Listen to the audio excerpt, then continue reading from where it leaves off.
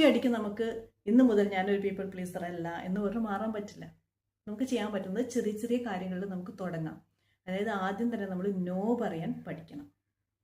ഇപ്പം ആരെങ്കിലും നമ്മളോട് എന്തെങ്കിലും ഒരു കാര്യം ചോദിച്ചു കഴിഞ്ഞാൽ അയ്യോ ഇന്ന് എനിക്ക് പറ്റില്ല, വേണമെങ്കിൽ നമുക്ക് പിന്നെ നോക്കാം, അതല്ലെങ്കിൽ ഞാനിപ്പം എനിക്ക് തീരെ വയ്യ, എനിക്കൊന്ന് റെസ്റ്റ് എടുക്കണം, ആ രീതിയിൽ നമ്മൾ നോ പതുക്കെ ഒറ്റയടിക്ക് ഇല്ല നോ അങ്ങനെ പറയാതെ നമ്മൾ ആ ഒരു രീതിയിൽ എക്സ്ക്യൂസസ് പറഞ്ഞ് ആ നോ പറയാൻ പതുക്കെ പതുക്കെ ശീലിക്കണം. ഓവറായിട്ട് നമ്മൾ എക്സ്പ്ലെയിൻ ചെയ്യേണ്ട ആവശ്യമില്ല. എന്തുകൊണ്ട് നിനക്ക് പറ്റില്ല എന്നുള്ള അത് ഇല്ല എനിക്ക് പറ്റില്ല, എനിക്ക് ക്ഷീണമാണ്, അതല്ലെങ്കിൽ ഞാനൊന്ന് ആലോചിച്ചിട്ട് പറയാം. എന്തെങ്കിലും കാര്യം ചോദിക്കുമ്പോൾ നമുക്ക് പറ്റില്ല അപ്പം തന്നെ നോ പറയാൻ പറ്റും, ഞാൻ ആലോചിച്ചിട്ട് പറയാമെന്ന് പറയാം. പിന്നെ നമുക്ക് ഒരു സെൻറ്റൻസ് ഫ്രെയിം ചെയ്തിട്ട് അവരോട് പറയാമല്ലോ. പിന്നെ നമുക്കുണ്ടാകുന്ന ഏറ്റവും വലിയ പ്രശ്നം എന്ന് പറയുന്നത് നോ പറഞ്ഞു കഴിഞ്ഞാൽ നമുക്കുണ്ടാകുന്ന ഒരു ഗിൽറ്റാണ്. അപ്പോൾ നമ്മൾ പീപ്പിൾ പ്ലീസിങ് മാറ്റണം എന്ന് നമ്മൾ തീരുമാനം എടുത്തു കഴിഞ്ഞു, നമ്മൾ പതുക്കെ നോ പറയാൻ തുടങ്ങി. അപ്പോൾ ഉണ്ടാകുന്ന ഒരു പ്രശ്നം എന്താണെന്ന് വെച്ചാൽ നമ്മൾ അയ്യോ ഇന്ന് എനിക്ക് പറ്റില്ല നമ്മളൊരാളോട് പറഞ്ഞു കഴിഞ്ഞാൽ പിന്നെ അവർ ഓക്കെ എന്ന് പറഞ്ഞാൽ അവർ പോയി കഴിഞ്ഞാൽ പോലും നമ്മുടെ ഉള്ളിൽ ഈ ഗിൽറ്റ് വരും. ആ ഗിൽറ്റ് വരുന്നത് കൊണ്ട് നമ്മളൊരു മോശം ആളൊന്നുമല്ല, അത് സ്വാഭാവികമായിട്ടുള്ളതാണ്. അപ്പം പതുക്കെ പതുക്കെ ആ ഗിൽറ്റ് മാറും.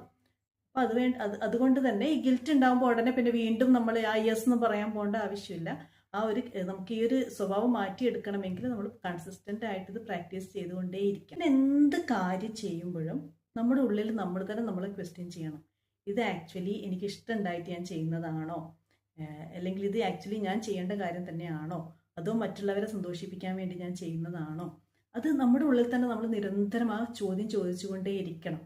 കാരണം നമ്മുടെ പീപ്പിൾ പ്ലീസിങ് ബിഹേവിയർ നമ്മൾ തന്നെ തിരിച്ചറിഞ്ഞിട്ട് വേണമല്ലോ അത് മാറ്റാൻ.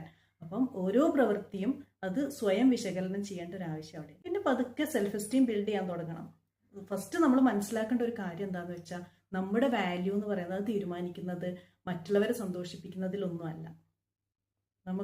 നമ്മൾ നോ എന്ന് പറയുമ്പോഴും നമ്മളൊരു കാര്യം റിജക്റ്റ് ചെയ്യുമ്പോഴോ അതല്ലെങ്കിൽ നമ്മളൊരാൾക്ക് സഹായം ചെയ്തില്ലെങ്കിലോ അത് നമ്മുടെ സാഹചര്യം മനസ്സിലാക്കിയിട്ട് അതുകൊണ്ടായിരിക്കും, അല്ലെങ്കിൽ അതിനെ ഫെർദർ ക്വസ്റ്റ്യൻ ചെയ്യാതെ വീണ്ടും നമ്മളെ സ്നേഹിക്കുന്ന ആളുകളാണ് യഥാർത്ഥത്തിൽ ജെനുവിനായിട്ട് നമ്മളെ സ്നേഹിക്കുന്ന ആളുകൾ.